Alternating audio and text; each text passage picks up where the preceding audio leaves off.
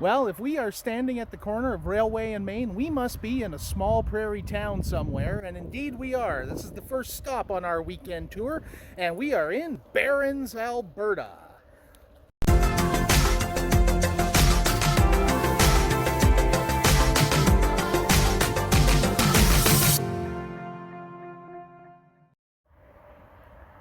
Well, I guess you can't name your town Barrens without it being a little barren.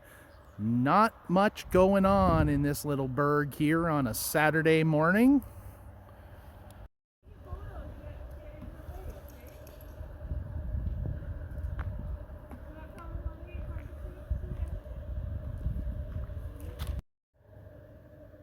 This was a very common design for small town post offices back in the day, and I mean, really, other than the addition of a wheelchair ramp, it probably hasn't changed much since the 1960s, I would venture a guess. The village office, I guess unlike many of these small towns, they haven't converted their administration over to the county or the rural municipality. They're still actually incorporated as a village. And I really love the brickwork on this building. Very intricate, very detailed. You just don't see that kind of construction anymore. So we were commenting off camera at the parking lot of the Tim Hortons. This is the 7th year we've gotten together with essentially this same group of people to do this tour of small Alberta towns and abandoned places. So it's, I guess, officially a tradition at this point.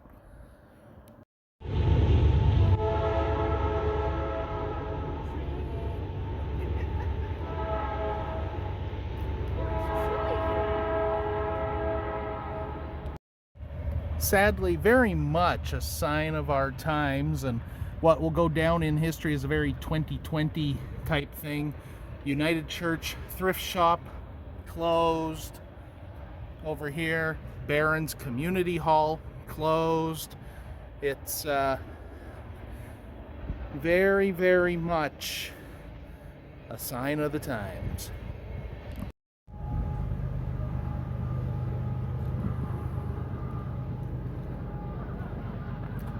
I'm not sure if this was a building. It looks like a building that was recently demolished.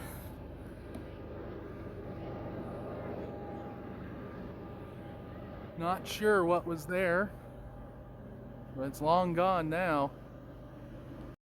Now, our friend Mike just gave us a tip that there's a brick school a couple blocks over. So let's go check that out while the group is still walking around here. We have about 5 or 10 more minutes before we have to get on the road again. Down here, just out of town, seed cleaning plant. No more grain elevators here in Barrens, unfortunately. But seed cleaning plant makes for a decent substitute. And I just spotted over there, that's the schoolhouse over on the, I guess that would be the northeast corner of town. Here also looks like it might have been a school at one point. Now a private residence, but a very interesting building. Barrens School. Your classic 2-story brick school, had the separate entrances for the boys and the girls. And I do believe, and I'm pretty confident in this, but don't quote me because I don't have the information in front of me, that the Barrens School was featured in the movie Superman. And I believe Chris and Connie, friends at BigDoor.com, have a great article showing some then and now shots of the Barrens School and how it appeared in the movie. Okay, well, time to catch up with the rest of the group and get ourselves on the road and head out to the next town. We don't get a lot of time in each town, but that's okay. We just like to come in, get a feel for what it looks like, and then get on the road. Let's go.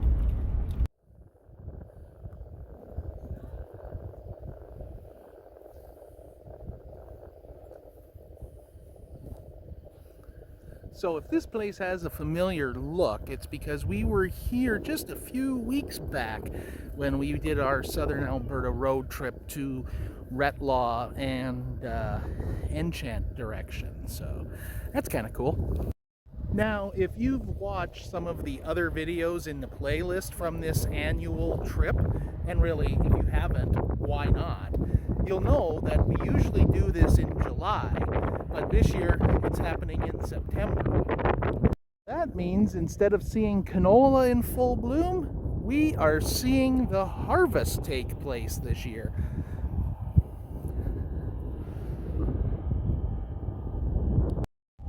And as always, I apologize for the wind noise, but when you're standing in the middle of a wind farm, it's kind of expected.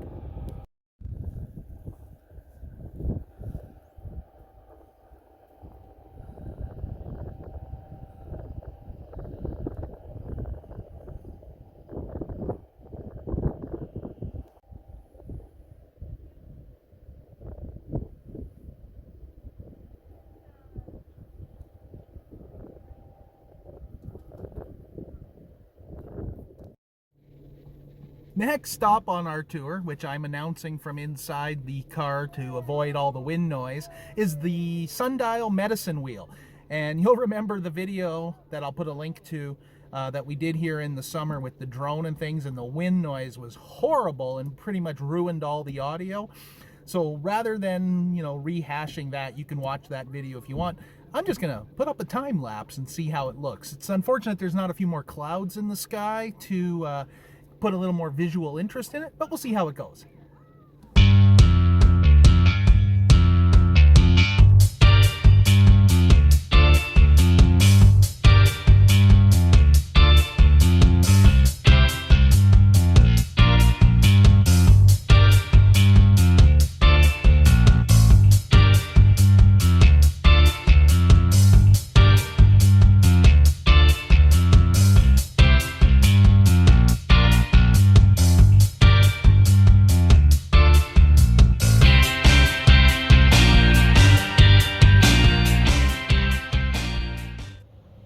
Well, we get excited when you see a fire department logo that has a picture of an old fire hall on it, but it gets even better.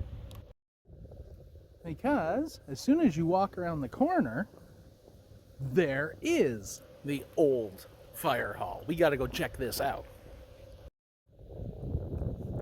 There it is.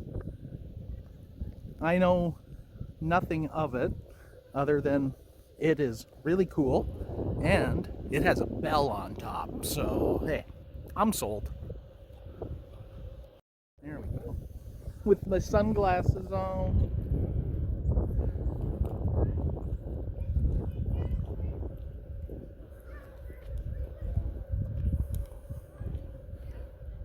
Great old garage here on Main Street.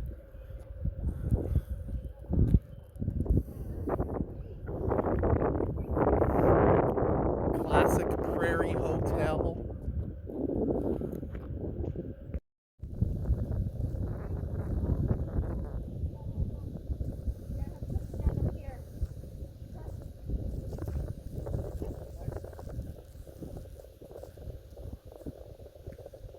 So this town here has got everything you need in your classic prairie town.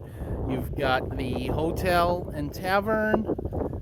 You got a couple buildings there, including one with a false front. Classic service station with the curved front. Seed cleaning plant standing in for a grain elevator. And a water tower. Like everything you need, all visible from the main intersection here. And instead of Railway and Main, the main intersection here is Carman and Pacific. Now, I don't know about the history of Carmangay, but obviously the part of the town's name comes from Carman.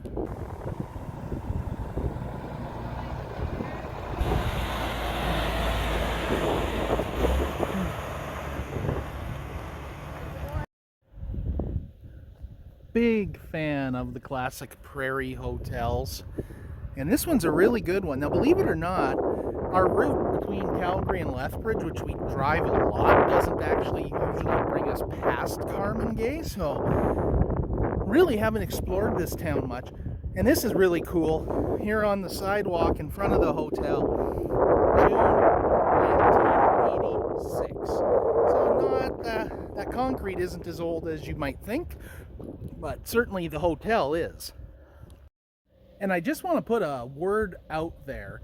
Back in my second year of university, which would date to 1991/92, I was good friends with a fella named Gary Burke, who was from Carmangay, Alberta. And I probably have not seen him in 28 years since we wrapped up that year of school. So if anyone knows Gary, or if Gary sees this, leave a comment. I'd love to get in touch again. Look at the size of this tree trunk. That must have been quite a tree back in its day. Ignore the dirty sock. And just gonna come over here.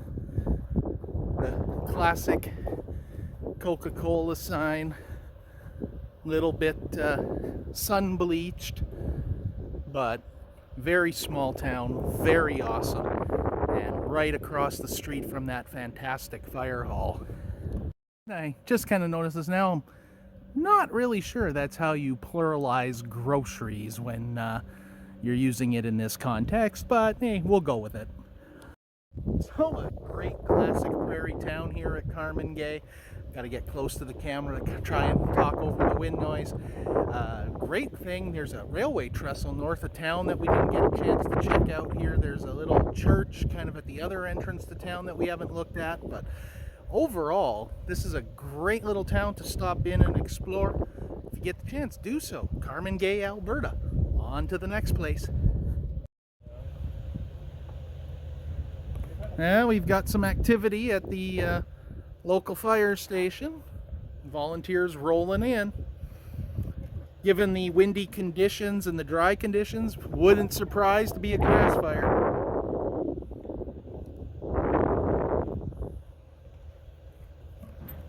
you doing your videos again? Yep.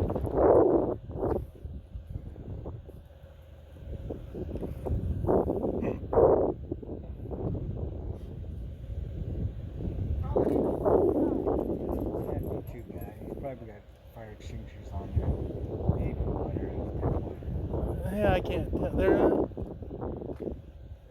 Some shells.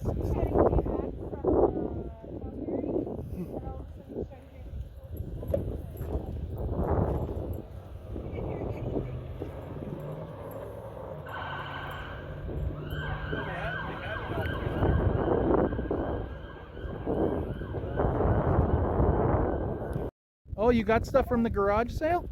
I see you're wearing a mask. Did you steal it? Because, you know, no one would be able to identify you. Yeah, exactly. Right on. No, Free stuff. $5, I got all these things. Woohoo! Next up, Champion, Alberta.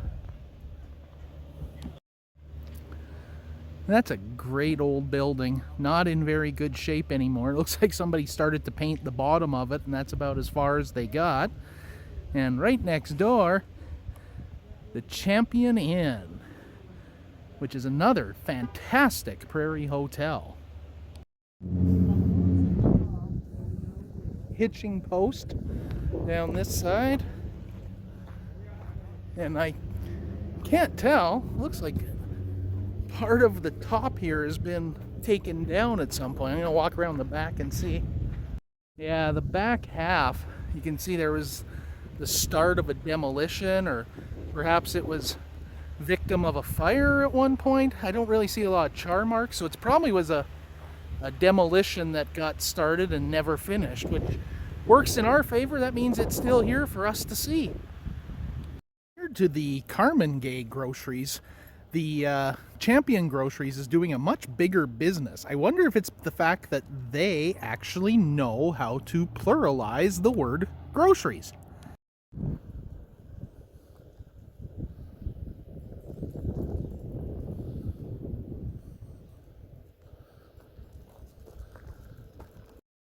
Now, one of the things I've always said about Champion is I think it has, per capita, the highest number of old service stations in the entire province.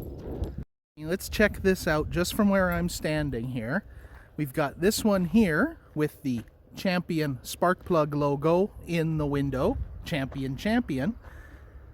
Right across the street, we have this old service station in the green and white.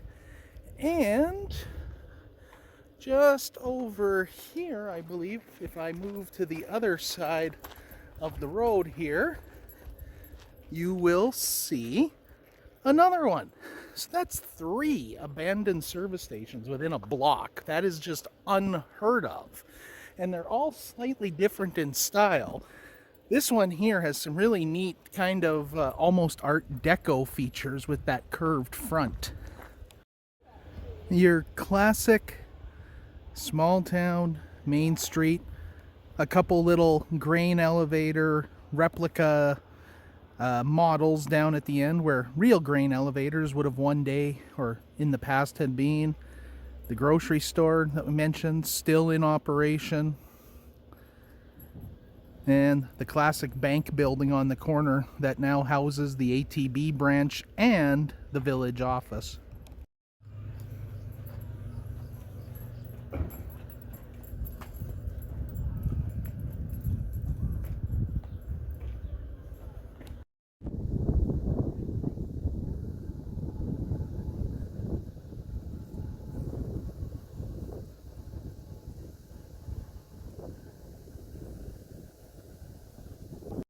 So there's a great breakdown on the history. Established 1911, coal in 1906, so obviously kind of the driving force.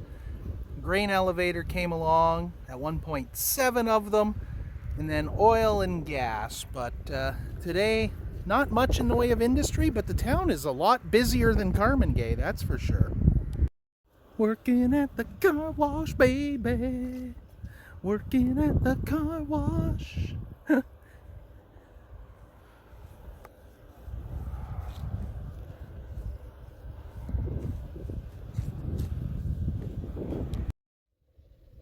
All right, well, we've made a couple stops that I haven't bothered to film because there wasn't really much of, I don't think, that would be of interest from a video perspective there, so I didn't bother recording there. But we're now in Milo, Alberta. I'm going to check out what's here in town, and I'm starting at the local curling rink, which has a very 1960s Quonset kind of look to it. And curling rinks are pretty much a staple on the prairies, it seems. And of course, on the prairies again, we're battling wind. And nice sign here. And just down over here, there's the community events board. And I don't want to say there's nothing going on in Milo, but there's nothing going on in Milo. Nice new fire hall there. And I suspect, whoops, there we go. I suspect this here was the version before it. It has a siren on the back. So, there we go. I wonder if we can see anything through the windows here.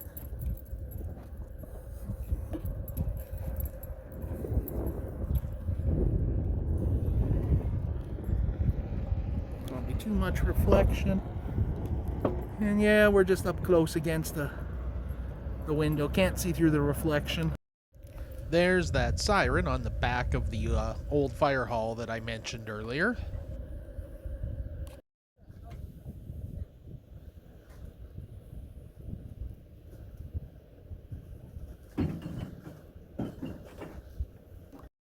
Looks like most of the group has moved down to check out that 1960s looking kind of church.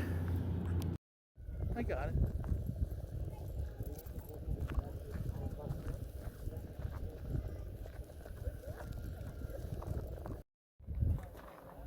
Back out on the open prairies again, and the remains of the Majorville General Store.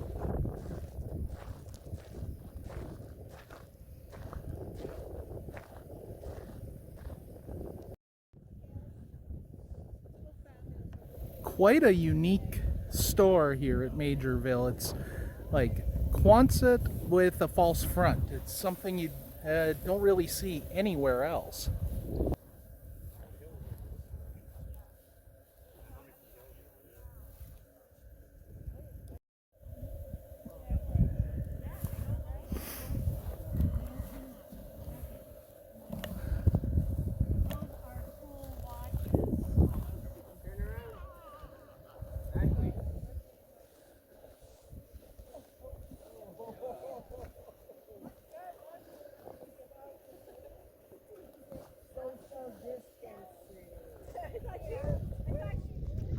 Next up here, as we get late into the afternoon, Liberty School, a classic prairie one-room schoolhouse.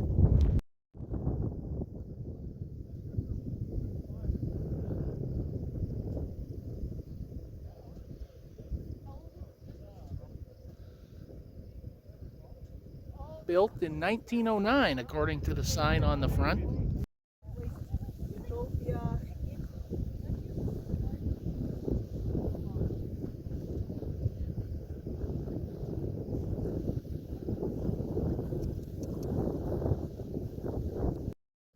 So if you look hard enough, you can actually find photos of the school with the bell tower still up on top.